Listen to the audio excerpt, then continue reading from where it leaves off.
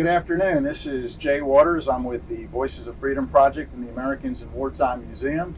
Today is the 3rd of July, 2020, and we are in Annapolis, Maryland, 4th of July weekend. It's my pleasure to interview and meet Mr. Richard Huss. You go by Rich, you said, right? Yes, I do. Yeah, well, Rich, welcome, and happy 4th of July. Thank you. Same to you, Jay. Yeah, well, we were just talking as we got started. I think we have a connection with New Jersey. Just maybe tell us where you were born and where you grew up in New Jersey. I was born in Lakewood, New Jersey, which is Ocean Township.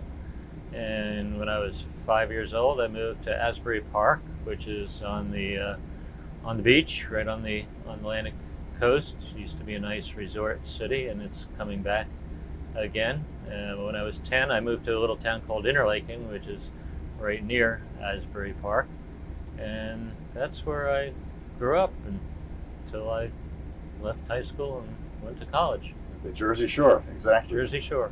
Well, I know we're going to talk about your military service, but before we hit that, though, if you would for a second, did you have any other brothers or sisters or parents or relatives, family members that served in the military as well? My father and brother did not serve military. Although my father had a role during World War II because he delivered bread up and down the Jersey Shore for Fisher Bacon Company. Okay. And my brother was married young when Korea was coming along. I have a cousin, George, who is living and 95 years old, and George lives in Brick, New Jersey.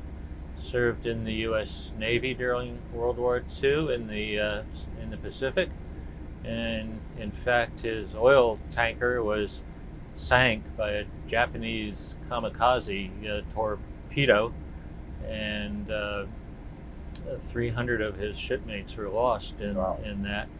George fortunately held on and was recovered. They weren't far out, as I understand it. They were in a large bay, so he just had to hold on for 10 or 12 hours until they rescued him. That'd be a great story. Maybe we were talking about New Jersey connection. We got to get up to New Jersey, and maybe you can introduce us to your cousin George.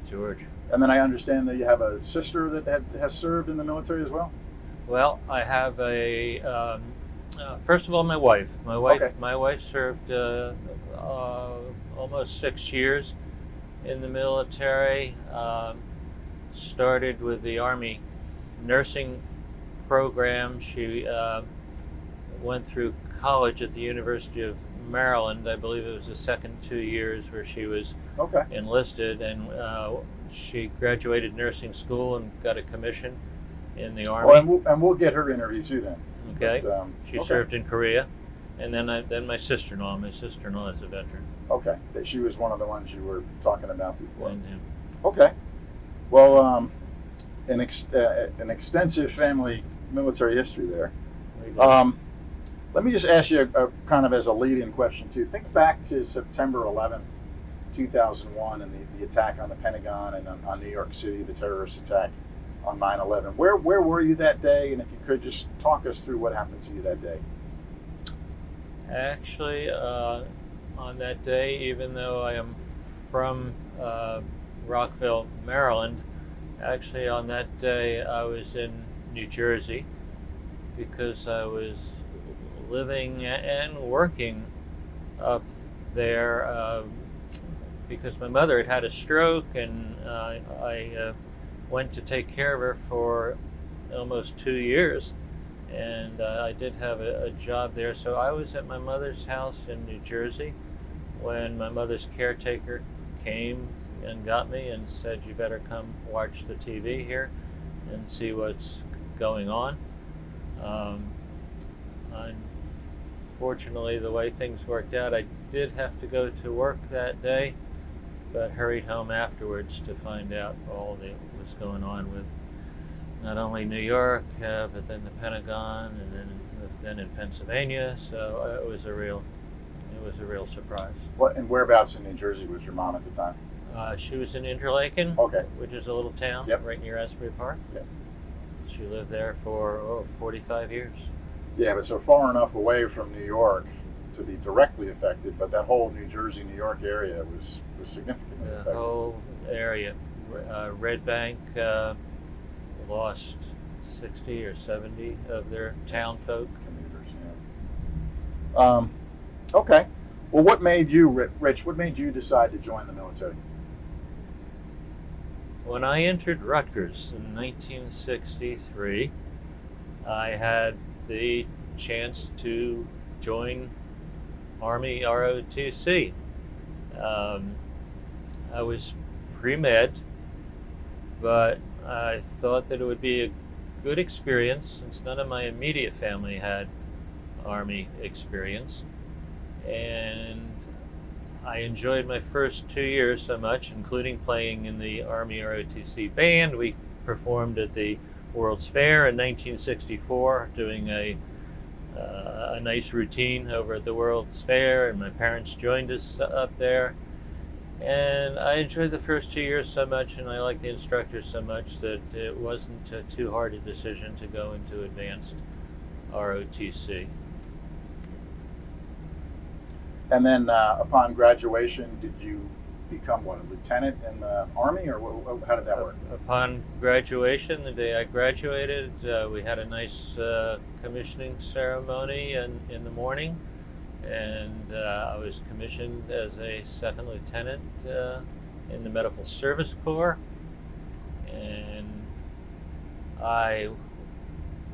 to go on from there, if you want, I was accepted to medical school. So, and what year was this, you think? I graduated from Rutgers in 1967. Okay. Vietnam was going on, full force. And then, so did you get any specialized military training, or I think you started to say you went to medical school? Yes. In 1966, I went to ROTC summer camp, which is Fort Indiantown Gap in Pennsylvania. It was one of the hottest summers on record. We had 10 days where it was 100 degrees or greater. Got some good training there and introduced to a lot of things that I didn't have in the ROTC band. Sure. And first time in my life, really, I carried a rifle, and first time in my life, I shot a rifle. So that was a very good experience. And then after Rutgers, I went to the University of Medicine in New Jersey, one of the only, at that time, it was really the only medical school New Jersey had. Okay. Were you were still still a lieutenant? Were you doing any military stuff, or was it more get the medical stuff done? I got a 4-year deferment to go to medical school. They were given deferments in those days. I was promoted along the way to first lieutenant, and after in my 4th year of medical school, I joined the Army Senior Medical Program, which for my 9 months of my senior year, they paid me as a first lieutenant. But all I had to do is do my medical studies, and I had to agree to a 3-year commitment instead of a 2-year, which I had a 2-year commitment for ROTC. Got the extra year commitment, and I took my internship at Walter Reed Army Medical Center in Washington, D.C. And was so? Tell us about Walter Reed. How was? What were your duties, and how did that go? I entered in what was known as a straight medical internship. I wanted to do internal medicine. We had a very nice training program there. It was almost like an academic medical center. Colonel O'Neill and Barrett O'Neill was in charge of the internal medicine section, and I got to know a number of the folks there. We just had a very good internship class and residency. My sponsor there was a fellow named Ron Blank, who had just come back from Vietnam, and Ron sponsored me and introduced me to the place. Ron went on to become Surgeon General of the U.S. Army. Oh, wow. Mm-hmm. So you're working with some pretty distinguished folks, it sounds like. Yes, I was. Did you spend the full 3 years there, or did you go other places? No, I did go other places, Jay. I was after my internship, I wanted some experience more with outpatient care, and I was assigned to Fort Monmouth it was Patterson Army Hospital, Fort Monmouth, New Jersey. I know it well. I spent my time as a general medical officer at the outpatient clinic. About every 7 to 10 days, we had overnight duty at the emergency room at Patterson, so that gave me some other experiences there. In the meantime, I had asked to, after having that experience, I'd asked to go back to Walter Reed for a medical residency, and that was going to be 2 years. So I was accepted into the program. Just before leaving for Fort Monmouth, I got married. I met my wife, who was a Army nurse at Walter Reed, and she had recently come back from Korea, and we got to know each other, and 8 months later we were married, and she was coming with me to New Jersey. There you go. Yeah. How long you guys been married? We've been married 48 years last May. Congratulations. Thank you. And like I said, it'd be a great opportunity to interview your wife at a future date, or maybe even later today. So, She has some great experiences from Korea. yeah, I'd like to hear that. Well, so during this time, it's like the late stages, or 1968, the later stages of the Vietnam War. Were any of your medical duties, either at Walter Reed or at Fort Monmouth, were they directly tied to wartime stuff, or was it more, I don't want to call medical things routine, but was it more traditional stateside medical duties? It was, I would say, more traditional stateside. We did have some people who came back from Vietnam with some medical problems. Perhaps they had pneumonia there and were recovering. Malaria may have been a problem with a few, but my duties were mainly with retired officers and enlisted, and at Patterson, and it was mostly dependents of the personnel at Patterson. Okay. Well, so thinking about the era and the time, like 1968 was a difficult year both for Vietnam, but also in the U.S. with civil unrest and some of the riots, like in Newark, New Jersey. Asbury Park had some unrest. Yes. Did you experience any of that or see any of that? What do you recall from that kind of stuff? My first 2 years in medical school were in Jersey City, and we didn't experience some of the problems like Newark had, especially after the assassination of Martin Luther King Jr. When I was in Rutgers, 1966, 67, were lots of protests. We didn't have a lot of it. We marched at the local park, the ROTC units.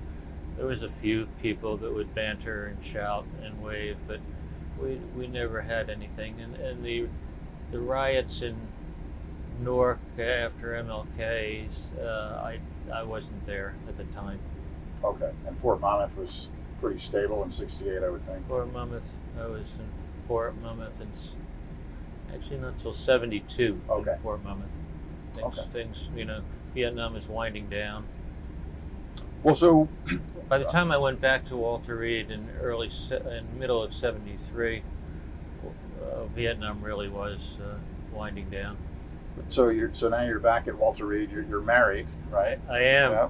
Are I you am. still a lieutenant, first lieutenant, or have you been promoted? I got promoted when I joined the medical corps and went to Walter Reed. I was promoted to a captain. Okay. And after 3 years as a captain, I was promoted to major. Okay. And you're still on active duty this whole time? I was, yes, indeed. Okay. Any? We don't necessarily need to go every single assignment, but what else stands out from your active duty time in the Army? What else stands out active duty was after my medical residency, I spent 1 year at the U.S. Army Health Clinic in the Pentagon. Okay. Taking, at that time I was an internal medicine officer, and we took care of anybody and everybody that was the Pentagon. I mean, it's a little city, 20,000 people. Yeah. We had lots of active duty. I saw anyone there from privates up to 2-3-star generals. Big guys. Yeah. Mm-hmm. Yes. Did. Did you enjoy that Pentagon assignment? Very much. Yeah. Yes, very much. Yeah, that's true. The I had a Pentagon's retired huge. general there, a retired 2-star, who was head of the U.S. Army Corps of Engineers. He had worked on the Golden Gate Bridge. His father was an engineer on the Golden Gate. And I'll think of his name soon. And he was put in charge of the metro, of building the metro in Washington, D.C., the metro subway system. Yeah. And he spent 5-6 years head of the metro. When it opened up and the first stations opened up, he retired. But he did an amazing job of doing that, and he was retired general. So that stands out in that Pentagon assignment.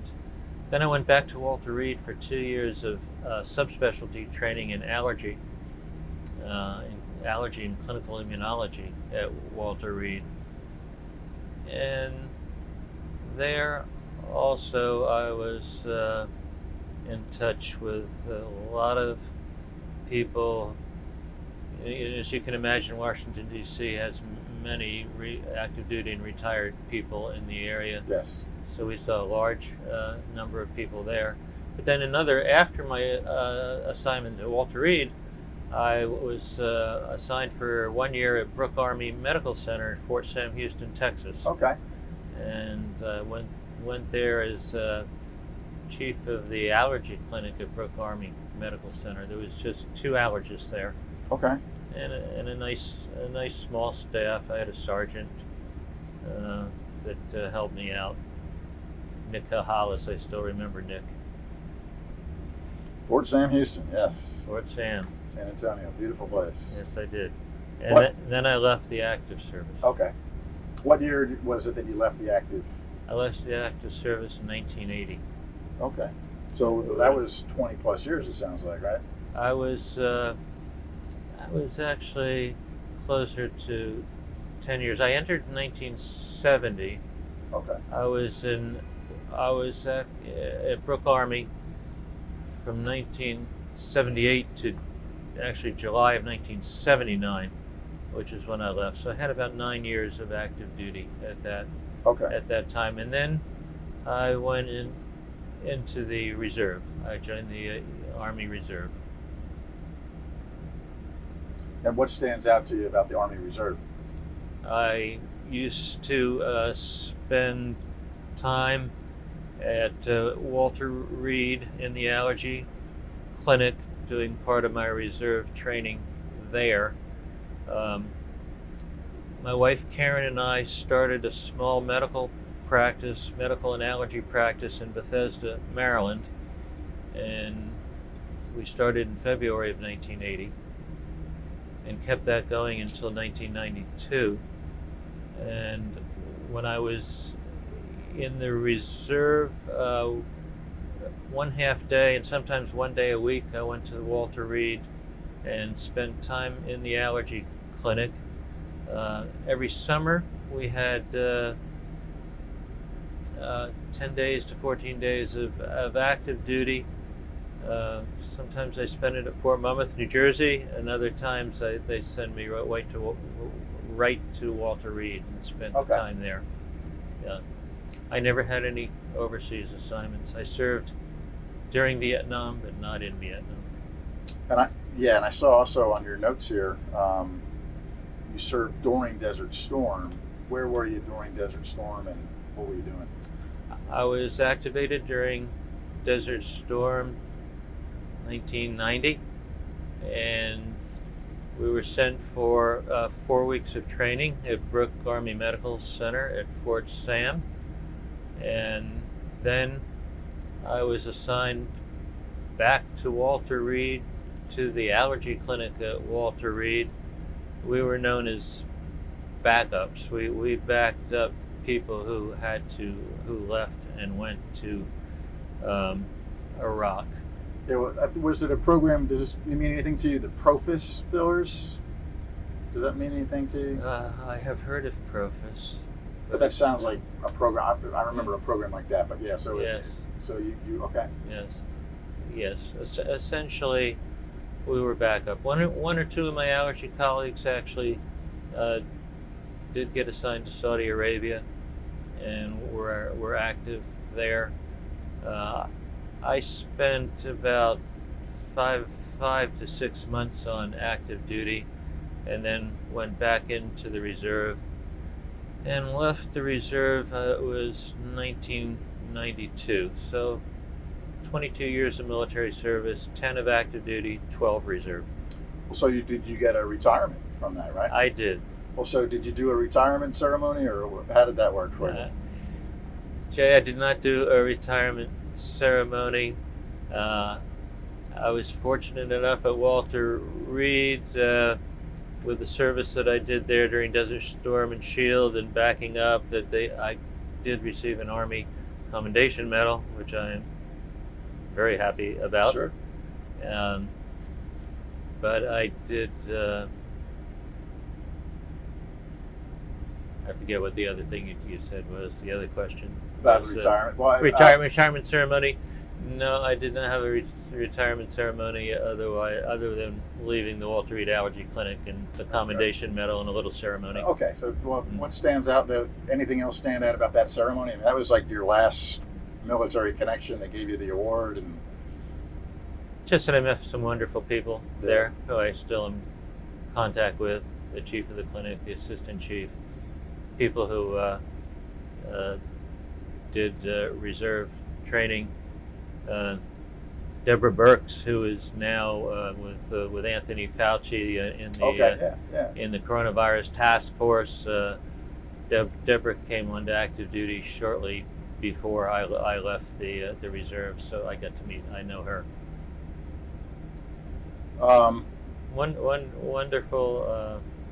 Wonderful experiences for someone who had no real Army background.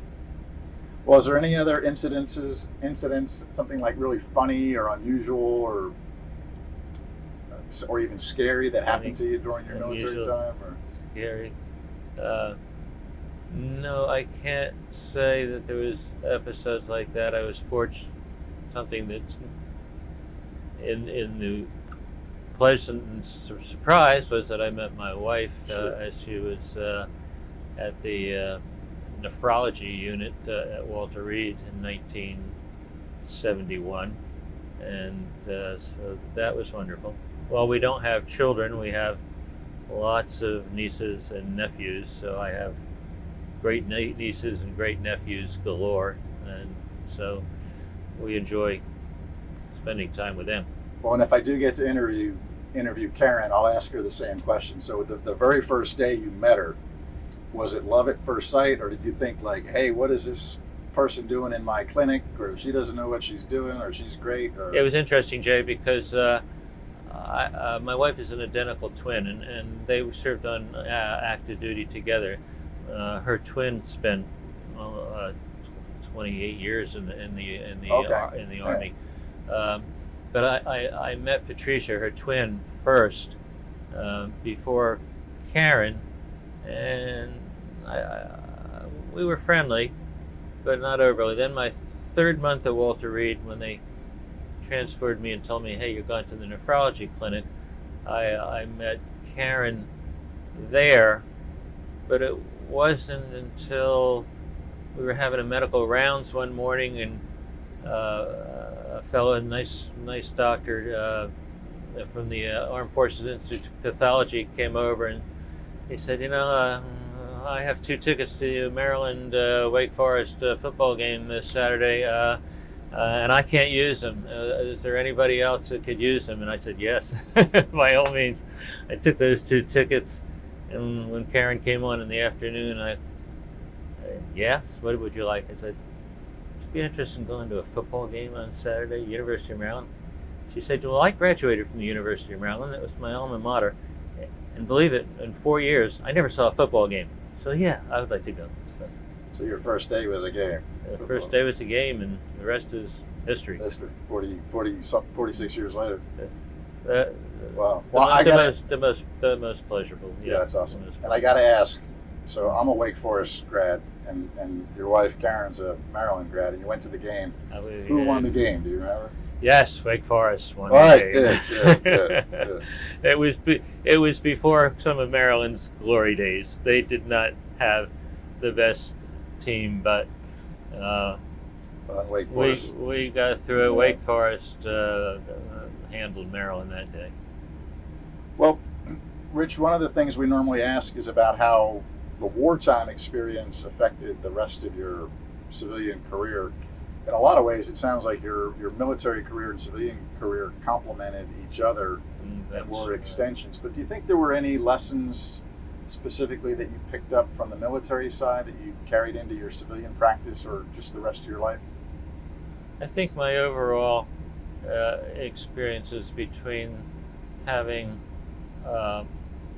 Army clerkships while I was in medical school for 6 weeks, 2 summers, one in Denver, one in San Francisco, and my overall experiences in the Army, especially during the Vietnam era, during some of those clerkships, I saw, I remember one young officer, a lieutenant in particular, who had lost his left arm in a firefight in Vietnam, and I remember just talking with him during the service. And then at Denver, I also rotated through orthopedics services, where you saw a lot of folks that came back from Vietnam. It was tough. There was times at Walter Reed when we doing the medicine to interview some of the veterans, but they were more Korean and World War II. Although there was a few who had been in Vietnam, but these were mostly folks that had 20 years of military service and retired. Right. So they were mostly from Korea and World War II, and just talking to them about some of their experiences was very. I think you have to carry that through your practice, both in the reserve component and in civilian. Absolutely. When I had someone in civilian who was a veteran, we were close. Well, and I don't know if we mentioned as we were talking about your last day or your retirement, you ended up as a lieutenant colonel, which is quite an accomplishment in itself, and 22 combined. I think you said 22 years 22 combined, which is quite a long time, and managing a civilian job and still contributing to the military. So you had a lot of responsibilities. I guess, Rich, the second to last question is, you mentioned nieces and nephews or grandnieces and nephews. What would you want the future generations, these relatives of yours, what would you want them to know about you? What's like one big thing you want them to know about you and your military service? I would want them to know that I had a very positive experience in the military, and if they have the chance at all to serve in any manner, since only 1% of our young people now actually enlist in the Army. I have a great nephew, Alex, who just graduated from a university in South Carolina, University of Coastal Carolina. Alex, and he is an Army ROTC graduate. Excellent. And Alex will be receiving an assignment soon. He just graduated in May, and I believe he's right now in the reserve, and he's some type of backup. He's some type of like supply Okay. officer. Yeah. But Alex is a good one. He did far better in ROTC summer camp than I did. Well, congratulations to Alex. I'm sure that makes you very proud, as you just indicated. Very proud. Other than that, I have great nieces and nephews who are in the medical field.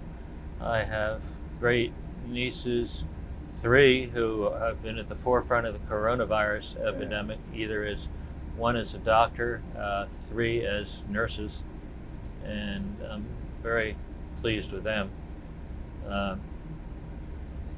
But they're not military. I couldn't persuade anybody to go military. I'm still working on some of my nurse nieces. Well, but especially now, though, the medical professionals, whether military or not, it's a national effort. It's a team effort. So It is. everybody's helping. Well, the last question is proverbially the last question, so to speak. Is there anything else that you wanted to talk about or further detail, or that we missed, or? I just have such an appreciation for the military. Last summer, I was so happy to get reacquainted with my cousin George in New Jersey. I am the youngest of 10 cousins, so as you can imagine, George is 95. Some of my cousins are deceased, but I am fortunate to have 6 that are still living. But talking with George that day and about his experiences during World War II and the training he got as a radio operator, the assignment he got, the sinking of his ship, and he's so sharp. He just remembers all that stuff, and I was just able to appreciate it more, having spent in the military during wartime, but never in wartime. Probably one of my regrets, but you can't regret. You just have to. That was the way it was in those days. We had deferments. I thought, oh, getting into medical school was nice. Let's do it. I would have loved to serve in Vietnam. Well, I mean, as we kind of said, it's a team effort. Everybody plays their part, and your part was, even though not in Vietnam or in Saudi Arabia, Iraq, it was equally important. So, Thank you. well, Rich, I'm gonna shut the camera down. Thank you for your service as well, as one veteran to another, Army, and it was great talking to you this afternoon. Very nice.